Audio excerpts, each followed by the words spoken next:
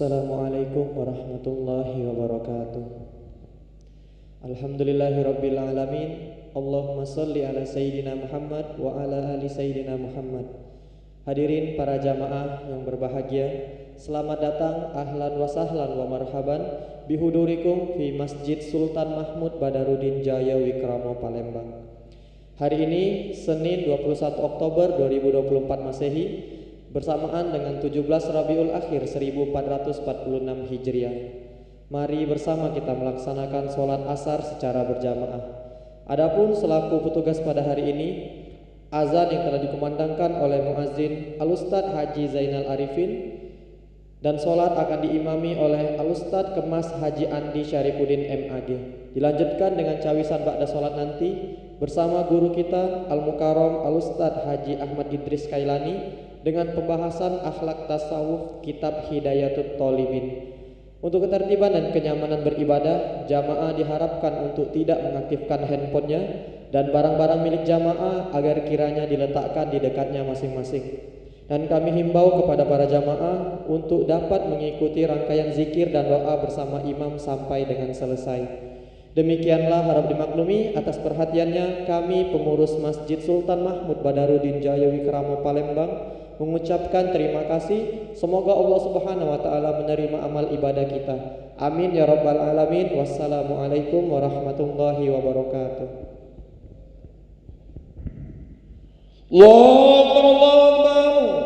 Asyhadu an la ilaha illallah. Asyhadu anna Muhammadar Rasulullah. Hayya 'alas shalah, hayya 'alal falah.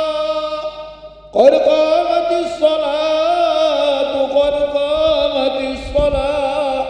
Allahu akbar, Allahu akbar. La ilaha illallah. La ilaha illallah. Sayyidina Muhammadur Rasulullah sallallahu alaihi wasallam. Aqamallahu adamaha wal ard wa ja'ala min salihin ahliha. Sawu sufufakum fa inna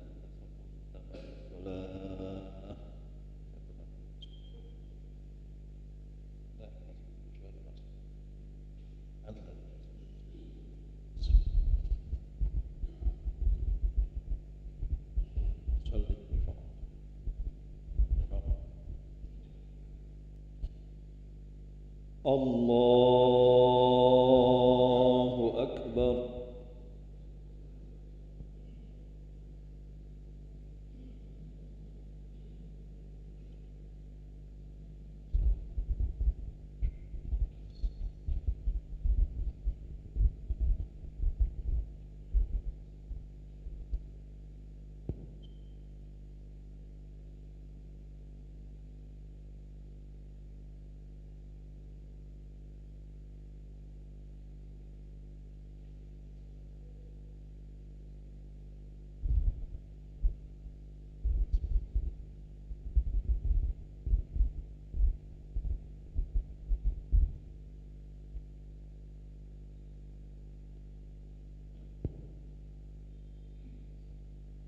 Allahu akbar.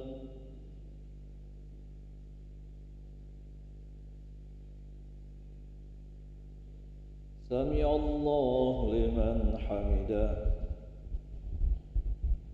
Allahu akbar.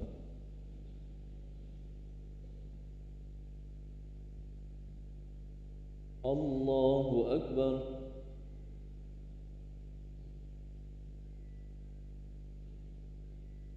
Allahu akbar.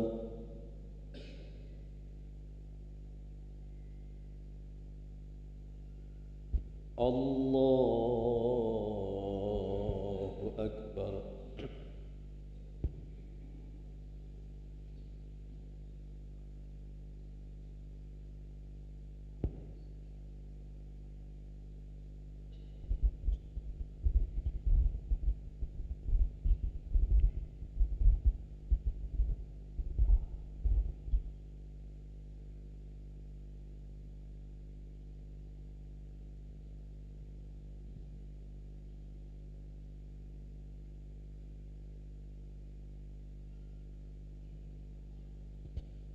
الله أكبر.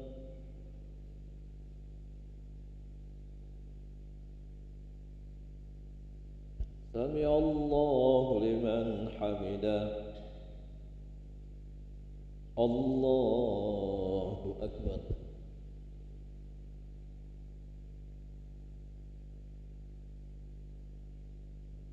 الله أكبر.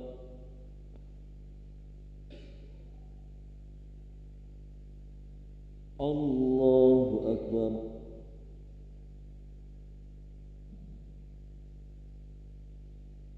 الله أكبر.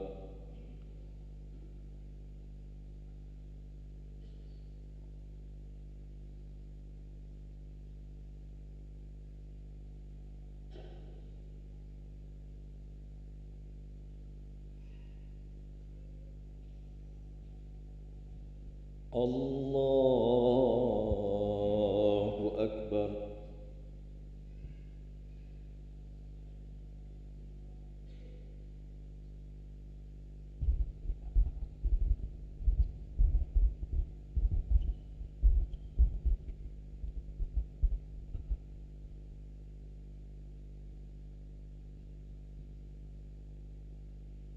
الله أكبر.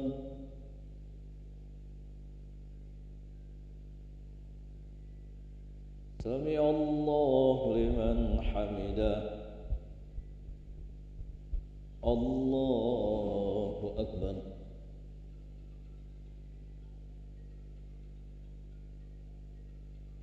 الله أكبر.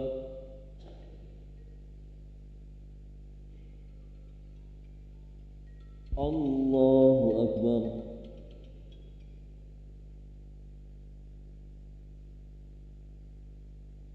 الله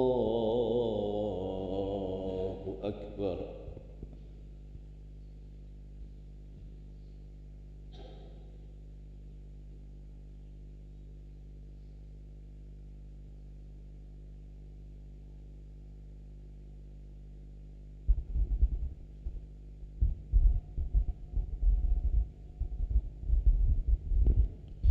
الله أكبر.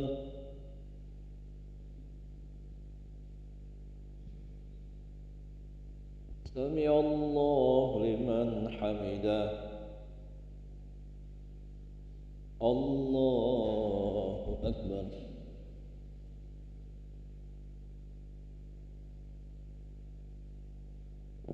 الله أكبر.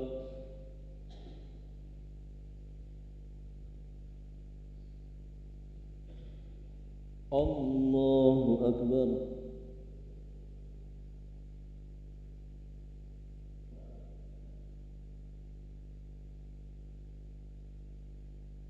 الله أكبر.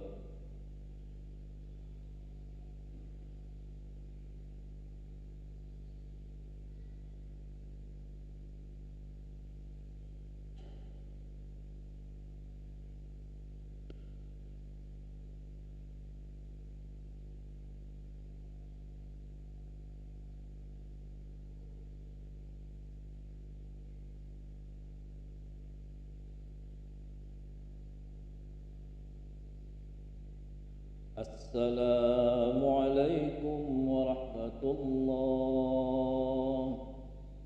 السلام عليكم ورحمة الله.